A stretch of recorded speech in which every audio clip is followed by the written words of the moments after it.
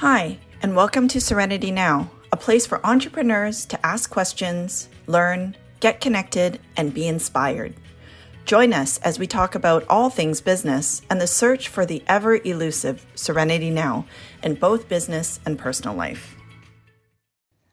In this episode of Serenity Now for Entrepreneurs, Serenity Sisters Rita, Kim, and Candace Nancke chats with Charlotte Ferreaux of Community Futures BC. They're a nonprofit organization that supports small business and economic growth in rural areas.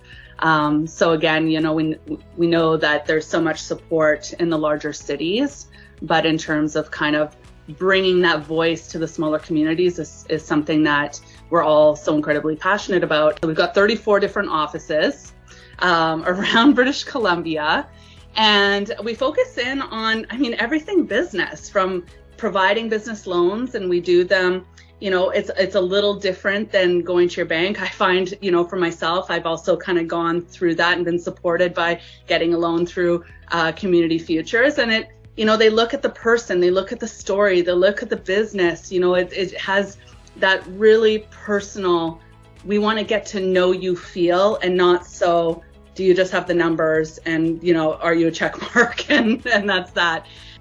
What is the mandate of their organization, and how do they help business owners in rural regions?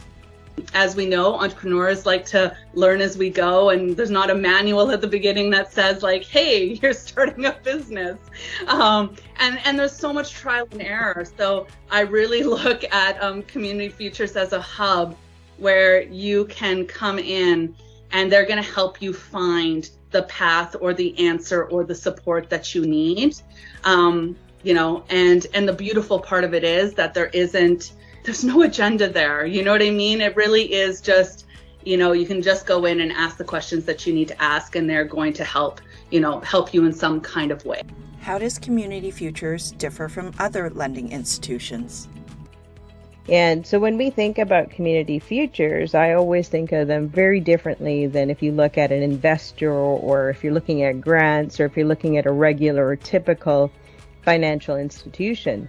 The banks would have said no, and we know that for a fact. And a lot of people come because the banks have said no. And it's so amazing. I just feel like when we give people the opportunity to match their actions with their dreams, like they're willing to do the actions, they'll do the hard work, right? They're not just looking for a handout of any sort. Like, to be part of that experience, part of their legacy and part of what they're creating. And that's what makes small communities. Lots of businesses are starting up from COVID or recovering from the pandemic. Here are a couple of insights from Rita and Candace on the importance of resources like Community Futures. Just the idea of asking for money is tough in it of itself. So being able to have a conversation is fantastic. And then even if you do get the loan, that itself is scary too, isn't it? Oh my God, you gave me the money? Now what? In BC, there is a very high percentage of small businesses. It is what fuels our economy. Knowing that this organization is out there for rural businesses, I think is really, really important. Hello and welcome to another episode of Serenity Now. We're quite excited and happy to bring along a fellow podcaster, a fellow entrepreneur, a fellow female woman in business, Charlotte Ferreaux. Charlotte, welcome. Thank you so much for having me. I'm very excited to share and talk to both of you. Great. We've also got Candace, our stellar superstar accountant, on with us tonight. Candace, welcome. Hi, Rita. Hi, Charlotte. Hello. And then, of course, myself, Rita, Kim, with Partners for Growth. So we're going to just dive right in. Charlotte's, done this, and she does this for a living. So Charlotte, share with us a little bit about your background. Who's Miss Charlotte? Tell us a little bit more. All right, without going too deep, too far. I am a certified high performance coach and an NLP practitioner. So I'm a master neuro-linguistic programming practitioner. And I specialize in everything to do about creating people-focused cultures, leadership, high performance development, working with organizations. I'm just super committed to helping people show up as their best, be their best, step into their maximum potential, and to really just connect to the life that they truly desire. And on the side of organizations, to help them really create and harbor an incredible high-performing environment that is healthy, that creates an amazing environment for the people that they bring on. I'm already excited. I feel inspired. I'm finished. Thanks so much, Charlotte. This is fantastic. So thank you for that. So we're talking about Community Futures today. Charlotte, how are you and Community Futures connected? Should I start from the beginning? Oh, yes. That's where all good stories start. So, I mean, I have such a beautiful relationship with Community Futures. They've been part of my full entrepreneurial journey. I'm a single mom of two. I didn't add that to the beginning part, and it interweaves with this whole story here. I found myself living back in my small town of Castlegar, British Columbia, after I found out I was pregnant and I had left my job with Lululemon Athletica back in 2012. And it was really one of those like holy fill in the blank moments in life where you're like, everything in life just, you know, you wake up one day and you're like, what just happened? After my son was 13, he's about 13 months, and I was missing working and like, you know, just all the passion that I had doing my job with Lululemon, working, you know, in a fast-paced, fully committed to personal development and growth and marrying operations and training and all these amazing things I was able to do within my 7 years with them. And I found myself back at home and I was like, well, I want to stay in a rural area. That's where my family is. That's where my parents are. But what am I going to do? Right? Because I can't go from being so passionate and loving what I do and then just kind of falling into whatever job out here. And so I don't even remember how I got connected in with Community Futures, but I found myself looking into their self-employment program. And that self-employment program was kind of like a kickstart to help me start my own business. And so I was like, you know what, this is perfect timing. I think I'm going to start a consulting firm. And, you know, I want to help organizations do what I loved so much in the previous 7 years. And so off I went. I started in with that program. So that was really like my first connection. And that was with Central Kootenay, so a location that's in Nelson, British Columbia.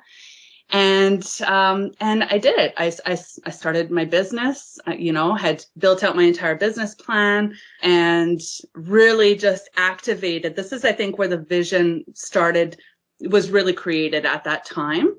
But just working with the office and the support that I got, you know, from the team that was there, and a lot of the team is still there at this time. It was so amazing. You know, I left that program. I think I was with them now. I feel like it was so long ago, like a year's worth of support. Anyways, that might have changed now just in terms of the programs that they have. But yeah, and then I went out there and I started consulting and I started working with businesses, and it's still a big part of what I do. I've blended in other things now into my company, but that's the heart of what I'm still providing, and what I'm still doing was what I started off with there. And so after that, because I had formulated a really great relationship with the office, I started facilitating workshops for them under like, you know, people and HR and development and, you know, managing for results and all these great things. So again, still growing the relationship and being able to really impact our community and help provide them with tools that then it started to trickle outwards from what I was able to get, you know, help with. I was able to start to give back in that way as well. Gosh, I want to say 2015, I was brought onto the board of directors for Central Kootenay. And I've been on that board ever since. So I'm the vice chair of the Central Kootenay board. And then about almost 3 years ago now, I got brought onto the board for British Columbia. So our main office that's based in Mission, British Columbia. Yeah, so I sit on the board there and I chair the HR committee. And yeah, it's been amazing to be able to help both at the rural area and also just in terms of supporting that voice for British Columbia as well.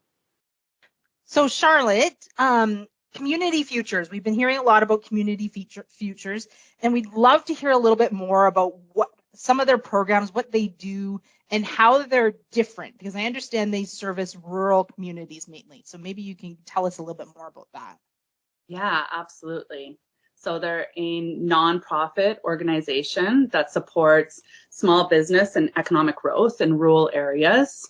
So again, we know that there's so much support in the larger cities, but in terms of kind of bringing that voice to the smaller communities is something that we're all so incredibly passionate about, and something that we do within all of the regions. So we've got 34 different offices around British Columbia, and we focus in on, everything business, from providing business loans, and we do them.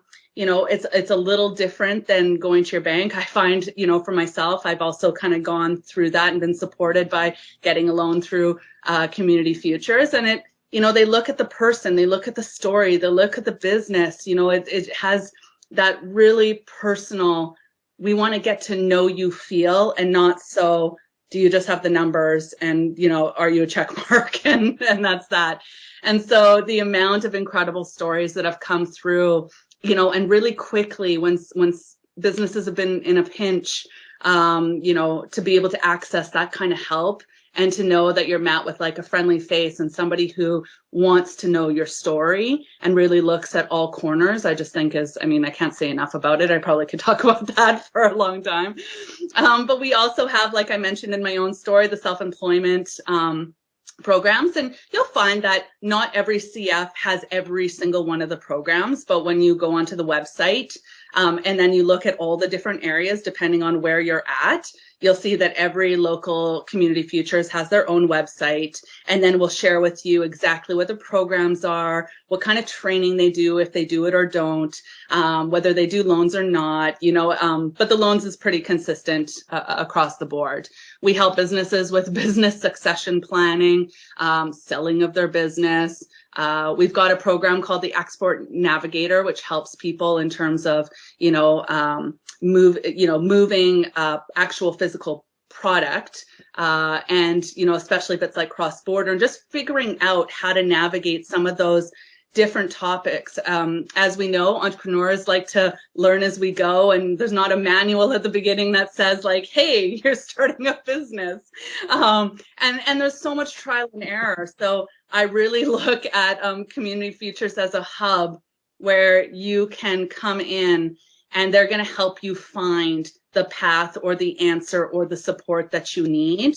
And the beautiful part of it is that there isn't, there's no agenda there. You know what I mean? It really is just, you can just go in and ask the questions that you need to ask, and they're going to help you in some kind of way.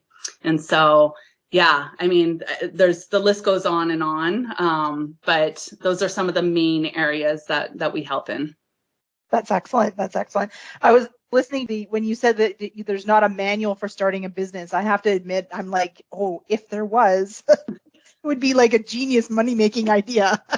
I think we got lots of, with Google now, obviously people can Google just whatever, which I think is such a beautiful thing. And especially now having gone, yeah. I call it the big cocoa, but COVID, a lot of businesses had to shift very quickly, where they might have had resistance to operating online, depending on their modality and depending on what their services are. But I think too, it allowed, for a lot of us to help in that process for people to get the training and the tools and the know-how, because sometimes we're just pushed into things and then we're like, okay, we got to figure this out now. But again, I just feel like I remember back when businesses started to shut down, and I know for us in Central Kootenay, we started a forum, we started doing weekly Zoom calls with any business that wanted to come up, and it was just like hit the ground running to see where we can support, what's needed, what's wanted. And what I love about it is that it's not so bureaucratic, you know what I mean? Where it's like, well, we have this idea, but it's going to take us like 10 years to actually implement it. It was very much like, let's hit the ground running and let's see where we can truly activate support. And that's when I think of Community Futures, I think of that essence, the essence of we're here. And even those of us who are on the board of directors, you know, we love our communities. We love helping. Like you said at the beginning, we don't have a lot of time. A lot of us are quite busy, and but we do it because we love it. And I wouldn't have it any other way. It really is a connection to my heart and my story. Thanks, Charlotte. I just wanted to share just a little bit of my experience as well with Community Futures. I've worked with you guys now on and off for about maybe 20 years. And one of the great things when I started my own firm, Partners for Growth, one of the things that we started doing was some workshops. And they were business planning workshops with and through the BC Ministry of Agriculture. And when we reached out to all the different rural areas that we had to go into, Nelson was a key focus. And guess who put their hands up first to say, hey, we'll be a partner, we'll support you, we'll help you and fill up our rooms with people. We had, I think within 24 hours, 40 or 50 plus businesses saying, I'm ready to go, help us, give us some support. And we had to actually stay there for 2 days. And then we went over to Grand Forks, and then we went to Prince George, and guess whose hand was up every single time? So Community Futures and I have a lovely relationship. They are definitely ready to add support, collaborate. But one of the things that I work on and have been working on, you know, I say forever, my entire life is finance. And so when we think about Community Futures, I always think of them very differently than if you look at an investor or if you're looking at grants or if you're looking at a regular or typical financial institution. So if we go back to the good old fashioned days of let's get to know one another through a handshake, and it's all built on relationships, on character, on word. That's kind of how Community Futures looks at things, don't they? Yeah, I mean, it might not be just as simple as going in and having a conversation with a handshake, but I feel like that presence and that essence is there, right? Again, like I've, you know, gone through the experience a few times now and just hearing the multiple success stories and just, you know, I'll meet people and they're like, thank goodness Community Futures was there because my business would have tanked. Or, you know, when we get into those spots, and I mean, again, COVID, there's not enough, you know, examples that we have at our fingertips right now where it wasn't predicted, you know, and something happens and you need funds and you need them quickly. And so when I say kind of the essence or the presence that it has, the committee, they're looking at the person. They're looking, obviously, at the financials as well and all of that.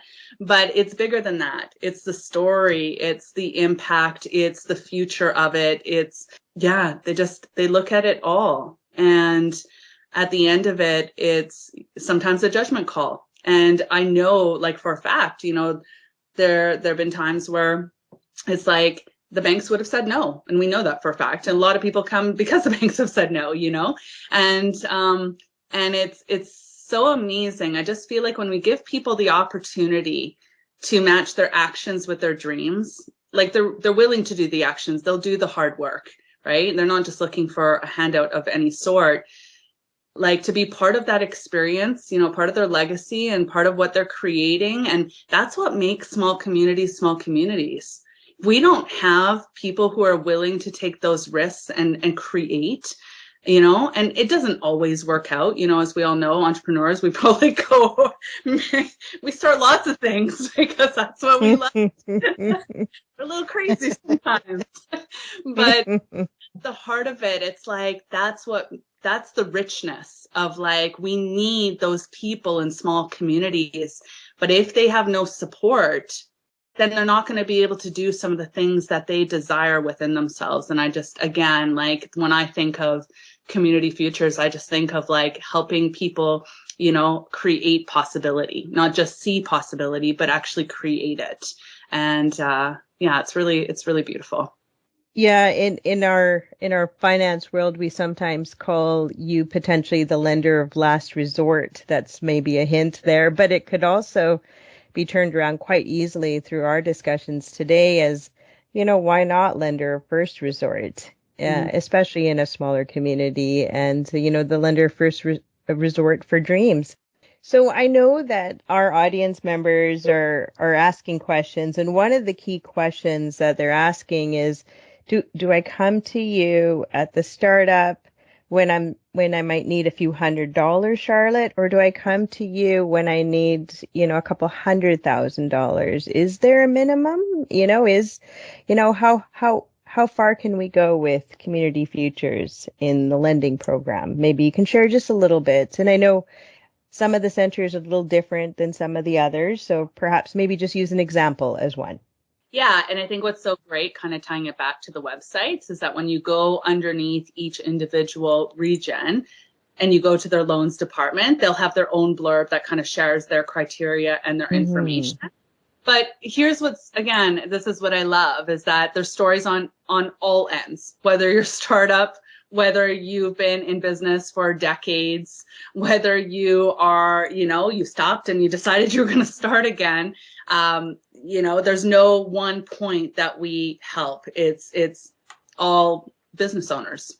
And so it doesn't matter if it's a loan of a couple $100s because, things got tight and you need, something to help you in that area. Or if it's conversation, I know it's Central Kootenai, we go up to $500,000. And so again, it just depends on where you're at and what it is that you need. And the biggest part is to go in and to have a meeting and to really discuss where things at, what you think you need. I know for myself, we have our loans department, Don is just so incredible. He is like a wealth of knowledge. He's been in the industry for so long.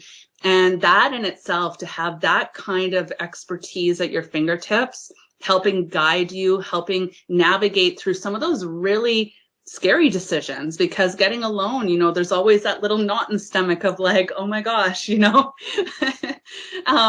so it's just, there's just so much support, whether it's through the verbal process, all the way to actually accessing and hopefully, getting that loan that you're looking for as well. Well, that's fantastic. That helps us understand it just a little bit more. But I totally agree with you of, just the idea of asking for money is tough in it of itself. So being able to have a conversation is fantastic. And then even if you do get the loan, that itself is scary too, isn't it? Oh my God, you gave me the money. Now what? So there's, all ends of the spectrum there. So it's fantastic. Thank you for sharing that, Charlotte. Yeah, absolutely. I was going to bring up one part when you were talking about sometimes there's this perception that we're the last resort. I would, when I went to get one of my loans, it was the first resort. I actually didn't purposely go towards, the banks. I wanted to have a relationship and I wanted to know where my money could have impact as well. And so I really, Charlotte, that whole piece was a complete tongue in cheek and slight bash to the FIs, the regular traditional FIs, was because I wanted people to actually stop saying lender of last resort and actually say the words perhaps lender of first resort. So actually, I'm 100% with you, because I think sometimes the big banks have maybe gotten away or just, this is their castle and then they can do anything and everyone else has to fall behind. And it's it's not how it works. It's not how it works anymore. It really is about relationships. So I love the idea that you actually went first and you selected who you wanted to work with as well. Yeah. So, well, thanks, Charlotte. It's been incredible listening to your story and your journey yourself through Community Futures, and then how you've taking that journey, the learnings, and then actually turned around and shared and given some of it back as well. So we like to do something here on Serenity Now at the very end, and we like to just share some key takeaways. So I'm just going to go around the room and everybody just take a moment to tell me some of the key takeaways. Candace, I'll start with you. Just want to express my gratitude that this organization exists. I'm very passionate about entrepreneurship and businesses myself. I've been involved with other organizations that help small businesses. So I'm aware that in BC, there is a very high percentage of small businesses. It is what fuels our economy. Knowing that this organization is out there for rural businesses, I think is really, really important. I was, before Serenity Now, I have to admit, I was completely unaware of it. But now that I am aware of it, it will be top of mind for some of the businesses that I work with for sure. So thank you to you and your fellow board members and all those that run this organization, because I think it plays a very important part of our economy and the business world in BC. Thank you, Candace. Thank you. I couldn't agree with you more. Charlotte, I'm going to turn to you next. It's interesting. Just being in the conversation and resharing it from this perspective and just kind of going back into my own story and my own journey, it just kind of fueled this love again, even more love. I do have a big love for the organization. So, and I feel like we only the tip of the iceberg, my head started to go oh, but what about that program? And I didn't like that one. And at the end of the day, you can go and look at all the incredible things that they do on the website and all the people that they've helped in the businesses. I think one of my key takeaways as well was just, we're just really there to help support, period. Do you know what I mean? It's not often that we're sold so much, right? I go into my LinkedIn and there's 20 messages trying to sell me something. It's just too much. And to just know that there's an environment and a place where really the heart of it is we just want to support, and everything that we do is at the heart of that. I just think, our boots are on the ground, I think back to the wildfire transition project, helping businesses overcome some of the most tragic loss. And that's what it's about. So my key takeaway is we're just fueled with love of what we do and helping people, and really that servant leadership, which to me is part of my core values. Wow. Geez. So, and I guess I'll sum it all up now here, or I'll try. Charlotte, it sounds like you fell in love again with Community Futures after this podcast. I think you made us all fall in love with Community Futures, whether we knew about them before like I did, or Candace, who now is aware of you. I also want to share, there's been some things said about Community Futures, potentially lender of last resort. I think it's time to think of who you want to have relationships and who you want to build relationships. If you are in the rural communities and there is a Community Futures in your location or in your region, give them a call. Say hello. They actually know your community. They know the other businesses. I'm sure they'll be able to help you in whether it's startup, to build, to growth, to succession, or even to export. It sounds like they'll be there for you for all of these different areas. I know from personal and past experience and continued experience, everyone that I've met at Community Futures has that heart that Charlotte is talking about, but that she has now shared with us personally as well. So Community Futures, a great program for small businesses, 34 locations in BC, a variety of different programs, whether it's to help you start self-employment, that journey, or all the way through to exit. And think of them as somebody that's there as a resource and ready to support in any way. Thank you so much again, Charlotte. And again, thanks to the rest of the team and the great crew over at Community Futures. We're so happy to have you on here as a resource. Thanks, Charlotte. Thank you, guys. That was great. We hope you enjoyed this episode where the Serenity Sisters chat with Charlotte of Community Futures and discusses the programs available to entrepreneurs in rural areas in BC. As she mentions, there's a lot of support out there for business owners in large cities, but the economic development of rural businesses is also critical to the growth of the province. If you are a rural business owner, or perhaps you know someone who could benefit from this podcast, we would love for you to share it with your community, as it could give an entrepreneur out there some serenity now.